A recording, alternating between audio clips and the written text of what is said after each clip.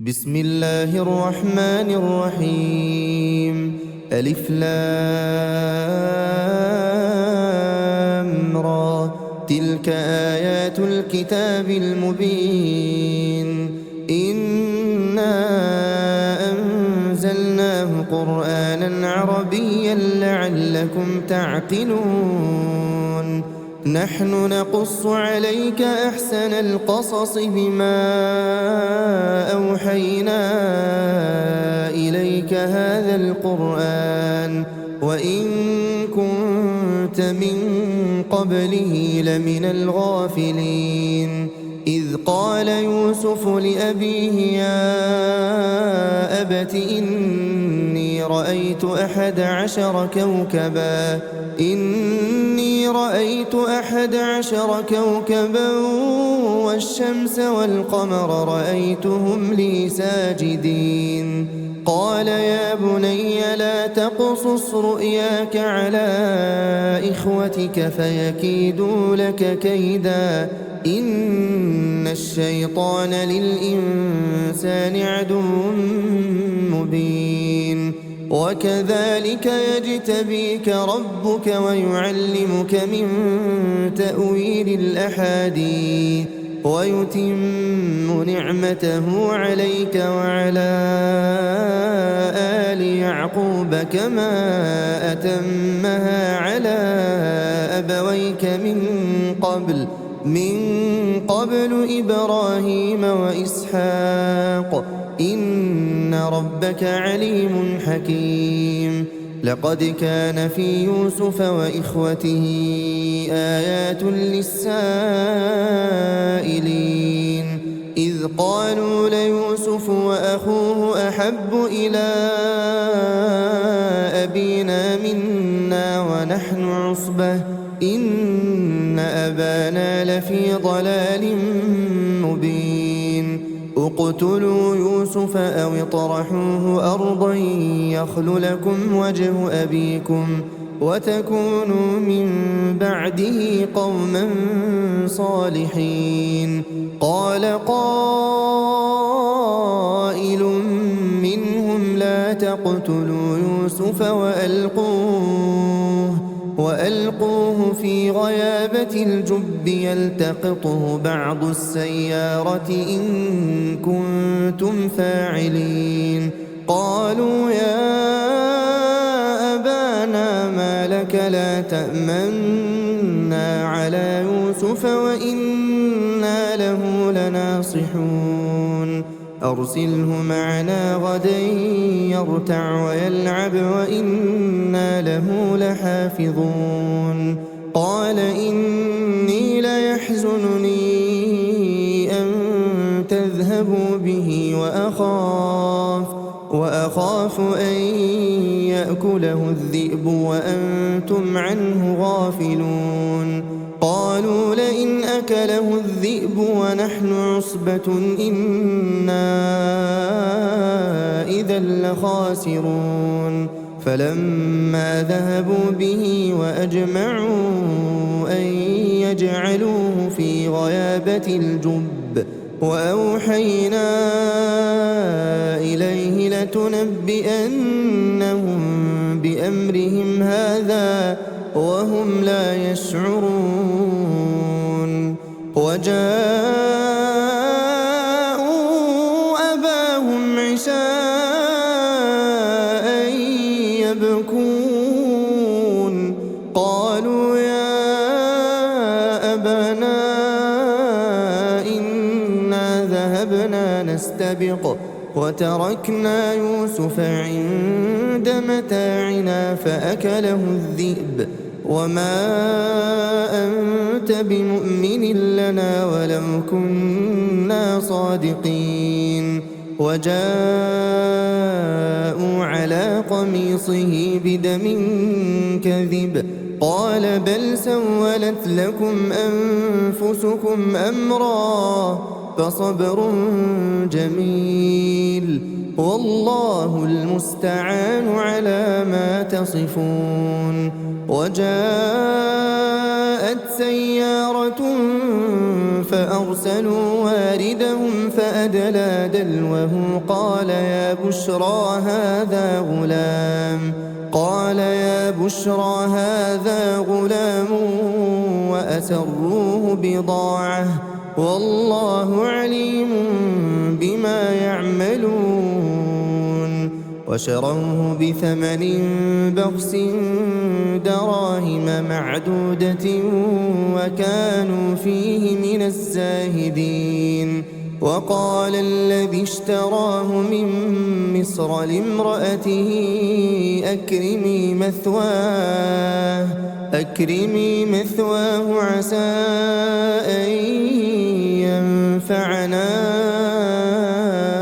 أو نتخذه ولدا وكذلك مكنا ليوسف في الأرض ولنعلمه من تأويل الأحاديث والله غالب على أمره ولكن أكثر الناس لا يعلمون. ولما بلغ أشده آتيناه حكما وعلما وكذلك نجزي المحسنين. وراودته التي هو في بيتها عن نفسه وغلقت الأبواب وقالت هيت لك قال معاذ الله إنه ربي أحسن مثواي إنه لا يفلح الظالمون. ولقد همت به وهم بها لولا أن رأى برهان ربه كذلك لنصرف عنه السوء والفحشاء إنه من عبادنا المخلصين. واستبق الباب وقدت قميصه من دبر وألف يا سيدها لدى الباب قالت ما جزاء من أراد بأهلك سوءا إلا أن يسجن أو عذاب أليم. قال هي راودتني عن نفسي وشهد شاهد من أهلها إن كان قميصه قد من قبل فصدقت وهو من الكاذبين وإن كان قميصه قد من دبر فكذبت وهو من الصادقين. فلما رأى قميصه قد من دبر قال إنه من كيدكن إن كيدكن عظيم. يوسف أعرض عن هذا واستغفري لذنبك إنك كنت من الخاطئين. وقال نسوة في المدينة امرأة العزيز تراود فتاها عن نفسه قد شغفها حبا إنا لنراها في ضلال مبين. فلما سمعت بمكرهن أرسلت إليهن وأعتدت لهن متكئا وآتت كل واحدة منهن سكينا وقالت اخرج عليهن. فلما رأينه أكبرنه وقطعن أيديهن وقلن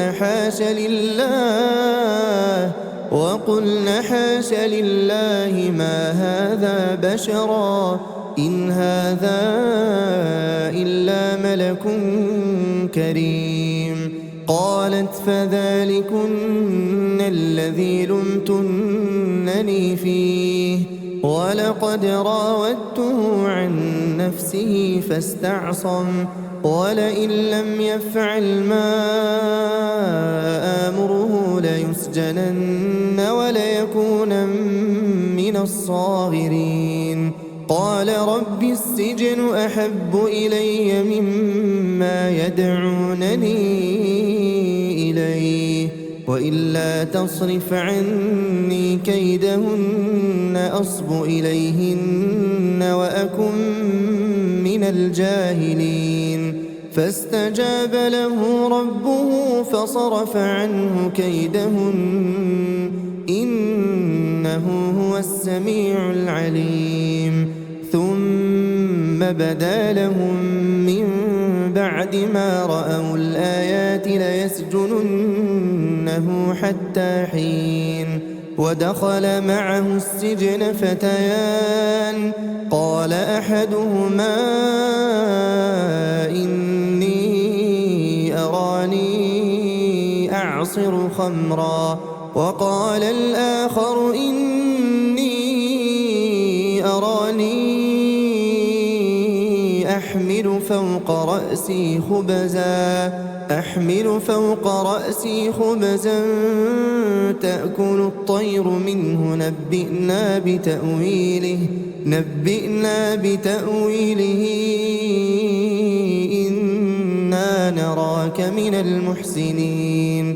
قال لا يأتيكما طعام ترزقانه إلا نبأتكما بتأويله قبل أن يأتيكما ذلكما مما علمني ربي إني تركت ملة قوم لا يؤمنون بالله وهم بالآخرة هم كافرون واتبعت ملة آبائي إبراهيم وإسحاق ويعقوب ما كان لنا أن نشرك بالله من شيء ذلك من فضل الله علينا وعلى الناس ولكن أكثر الناس لا يشكرون. يا صاحبي السجن أأرباب متفرقون خير أم الله الواحد القهار ما تعبدون من دونه إلا أسماء سميتموها أنتم وآباؤكم ما أنزل الله بها من سلطان إن الحكم إلا لله أمر ألا تعبدوا إلا إياه ذلك الدين القيم ولكن أكثر الناس لا يعلمون. يا صاحبي السجن أما أحدكما فيسقي ربه خمرا وأما الآخر فيصلب فتأكل الطير من رأسه قضي الأمر الذي فيه تستفتيان. وقال للذي ظن أنه ناج منهما اذكرني عند ربك فأنساه الشيطان ذكر ربه فلبث في السجن 9 سنين. وقال الملك إني أرى 7 بقرات سمان يأكلهن 7 عجاف و7 سنبلات خضر وأخر يابسات يا أيها الملأ أفتوني في رؤياي إن كنتم للرؤيا تعبرون. قالوا أضغاث أحلام وما نحن بتأويل الأحلام بعالمين وقال الذي نجا منهما وادكر بعد أمة أنا أنبئكم بتأويله فأرسلون يوسف أيها الصديق أفتنا في 7 بقرات سمان يأكلهن 7 عجاف و7 سنبلات خضر وأخر يابسات لعلي أرجع إلى الناس لعلهم يعلمون قال تزرعون 7 سنين دأبا فما حصدتم فذروه في سنبله إلا قليلا مما تأكلون ثم يأتي من بعد ذلك 7 شداد يأكلن ما قدمتم لهن إلا قليلا مما تحصنون ثم يأتي من بعد ذلك عام فيه يغاث الناس وفيه يعصرون وقال الملك ائتوني به فلما جاءه الرسول قال ارجع إلى ربك فاسأله ما بال النسوة اللاتي قطعن أيديهن إن ربي بكيدهن عليم قال ما خطبكن إذ راوتن يوسف عن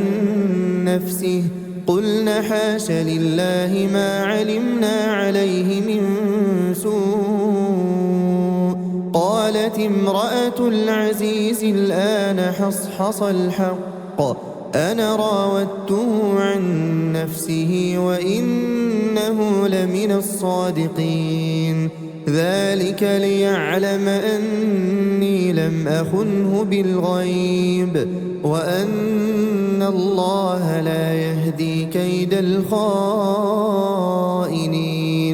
وما أبرئ نفسي إن النفس لأمارة بالسوء إلا ما رحم ربي إن ربي غفور رحيم وقال الملك ائتوني به أستخلصه لنفسي فلما كلمه قال إنك اليوم لدينا مكين أمين قال اجعلني على خزائن الأرض إني حفيظ عليم وكذلك مكنا ليوسف في الأرض يتبوأ منها حيث يشاء نصيب برحمتنا من نشاء ولا نضيع أجر المحسنين ولأجر الآخرة خير للذين آمنوا وكانوا يتقون وجاء إخوة يوسف فدخلوا عليه فعرفهم وهم له منكرون ولما جهزهم بجهازهم قال ائتوني بأخ لكم من أبيكم ألا ترون أني أوفي الكيل وأنا خير المنزلين فإن لم تأتوني به فلا كيل لكم عندي ولا تقربون قالوا سنراود عنه أباه وإنا لفاعلون وقال لفتيانه جعلوا بضاعتهم في رحالهم لعلهم يعرفونها إذا انقلبوا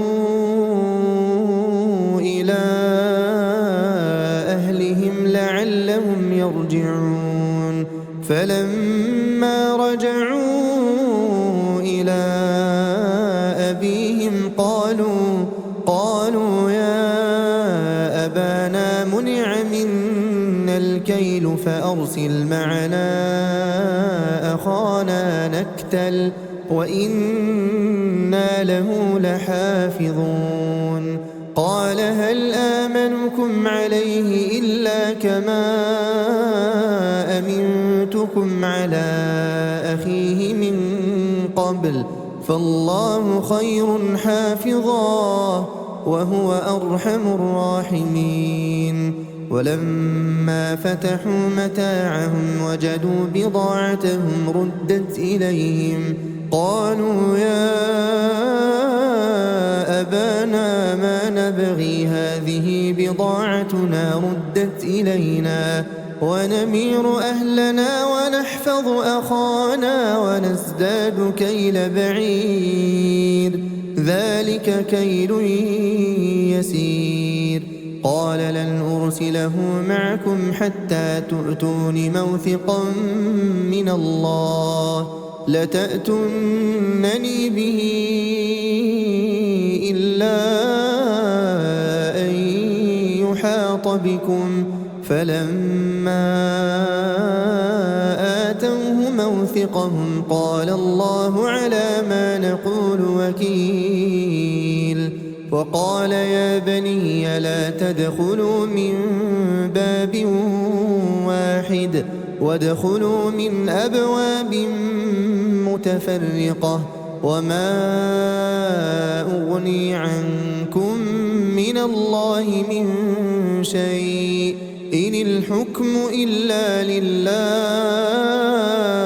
عليه توكلت وعليه فليتوكل المتوكلون ولما دخلوا من حيث أمرهم أبوهم ما كان يغني عنهم من الله من شيء إلا حاجة في نفس يعقوب قضاها وإنه لذو علم لما علمناه ولكن أكثر الناس لا يعلمون ولما دخلوا على يوسف آوى إليه أخاه قال إني أنا أخوك فلا تبتئس بما كانوا يعملون فلما جهزهم بجهازهم جعل السقاية في رحل أخيه ثم أذن مؤذن أيتها العير إنكم لسارقون قالوا وأقبلوا عليهم ماذا تفقدون قالوا نفقد صواع الملك ولمن جاء به حمل بعير وأنا به زعيم قالوا تالله لقد علمتم ما جئنا لنفسد في الأرض وما كنا سارقين قالوا فما جزاؤه إن كنتم كاذبين قالوا جزاؤه من وجد في رحله فهو جزاؤه كذلك نجزي الظالمين فبدأ بأوعيتهم قبل وعاء أخيه ثم استخرجها من وعاء أخيه كذلك كدنا ليوسف ما كان ليأخذ أخاه في دين الملك إلا أن يشاء الله نرفع درجات من نشاء وفوق كل ذي علم عليم قالوا إن يسرق فقد سرق أخ له من قبل فأسرها يوسف في نفسه ولم يبدها لهم قال أنتم شر مكانا والله أعلم بما تصفون قالوا يا أيها العزيز إن له أبا شيخا كبيرا فخذ أحدنا مكانه إنا نراك من المحسنين. قال معاذ الله أن نأخذ إلا من وجدنا متاعنا عنده إنا إذا لظالمون. فلما استيئسوا منه خلصوا نجيا قال كبيرهم ألم تعلموا أن أباكم قد أخذ عليكم موثقا من الله ومن قبل ما فرطتم في يوسف فلن أبرح الأرض حتى يأذن لي أبي أو يحكم الله لي وهو خير الحاكمين. ارجعوا إلى أبيكم فقولوا يا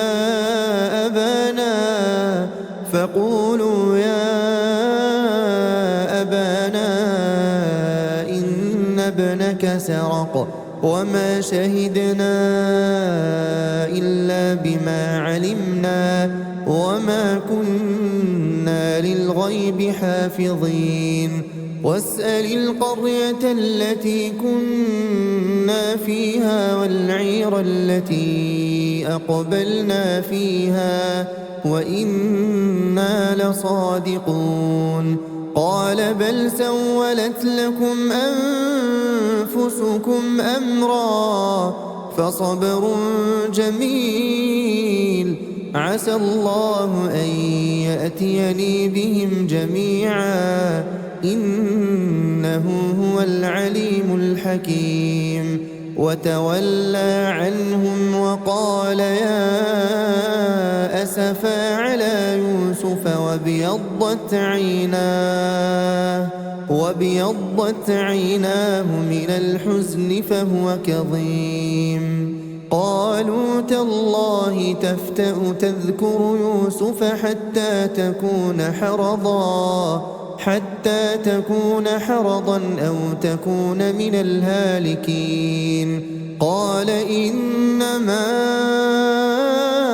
أشكو بثي وحزني إلى الله وأعلم من الله ما لا تعلمون.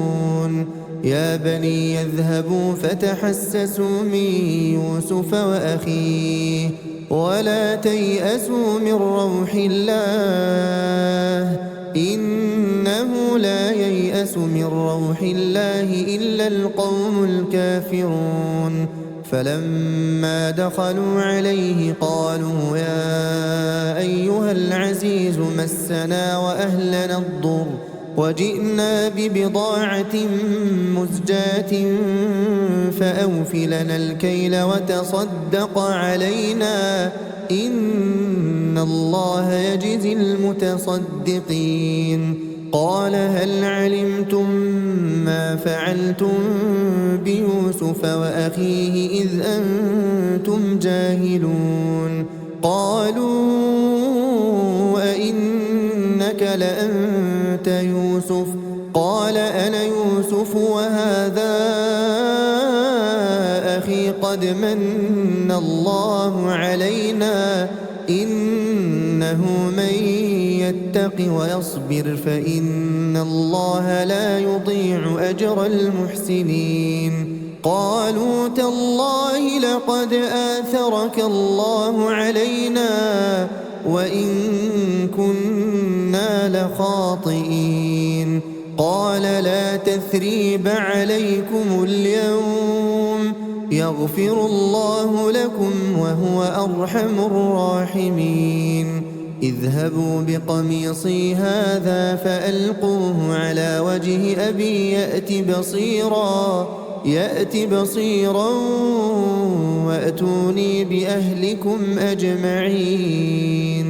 ولما فصلت العير قال أبوهم إني لأجد ريح يوسف لأجد ريح يوسف لولا أن تفندون قالوا تالله إنك لفي ضلالك القديم فلما أن جاء البشير ألقاه على وجهه فارتد بصيرا قال ألم أقل لكم إني أعلم من الله ما لا تعلمون قالوا يا أبانا استغفر لنا ذنوبنا إنا كنا خاطئين قال سوف أستغفر لكم ربي إنه هو الغفور الرحيم فلما دخلوا على يوسف آوى إليه أبويه وقال ادخلوا مصر إن شاء الله آمنين ورفع أبويه على العرش وخروا له سجدا وقال يا أبت هذا تأويل رؤياي من قبل قد جعلها ربي حقا وقد أحسن بي إذ أخرجني من السجن وجاء بكم من البدو من بعد أن نزغ الشيطان بيني وبين إخوتي إن ربي لطيف لما يشاء إنه هو العليم الحكيم رب قد آتيتني من الملك وعلمتني من تأويل الأحاديث فاطر السماوات والأرض أنت وليي في الدنيا والآخرة توفني مسلما وألحقني بالصالحين ذلك من أنباء الغيب نوحيه إليك وما كنت لديهم إذ أجمعوا أمرهم وهم يمكرون وما أكثر الناس ولو حرصت بمؤمنين وما تسألهم عليه من أجر إن هو إلا ذكر للعالمين وكأين من آية في السماوات والأرض يمرون عليها وهم عنها معرضون وما يؤمن أكثرهم بالله إلا وهم مشركون أفأمنوا أن تأتيهم غاشية من عذاب الله أو تأتيهم الساعة بغتة وهم لا يشعرون قل هذه سبيلي أدعو إلى الله على بصيرة أنا ومن اتبعني وسبحان الله وما أنا من المشركين وما أرسلنا من قبلك إلا رجالا نوحي إليهم من أهل القرى أفلم يسيروا في الأرض فينظروا كيف كان عاقبة الذين من قبلهم ولدار الآخرة خير للذين اتقوا أفلا تعقلون حتى إذا استيأس الرسل وظنوا أنهم قد كذبوا جاءهم نصرنا فنجي من نشاء ولا يرد بأسنا عن القوم المجرمين لقد كان في قصصهم عبرة لأولي الألباب ما كان حديثا يفترى ولكن تصديق الذي بين يديه وتفصيل كل شيء وهدى ورحمة لقوم يؤمنون.